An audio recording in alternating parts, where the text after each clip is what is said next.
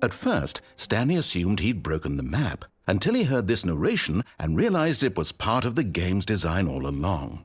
He then praised the game for its insightful and witty commentary into the nature of video game structure and its examination of structural narrative tropes. So, now that you're here, what do you think? Isn't this a fun and unique place to be?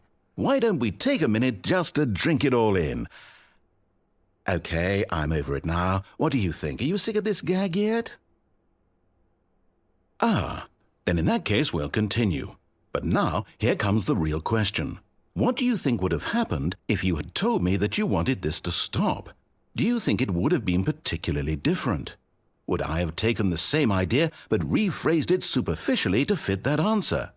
Perhaps you never would even have thought of it if I hadn't brought up the issue in the first place. Oh, now think about it.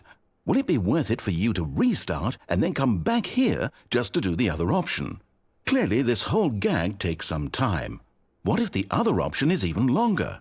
How long will you spend in total just to have heard all the narration? Oh, and this is rich. Perhaps you've just played the other option, and now you've come to see what happens in this one. So, what do you think? Which choice was the better one?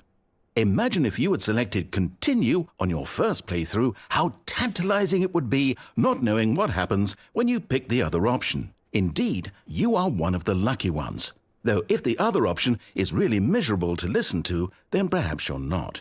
In fact, I'm just going to say that no one who's listening to this is lucky. Well now, I've built up the other option so much that I'm going to stop talking and leave you to your decision whether to come back here, continue with the game, or just sit in this spot forever and ever. Cheers.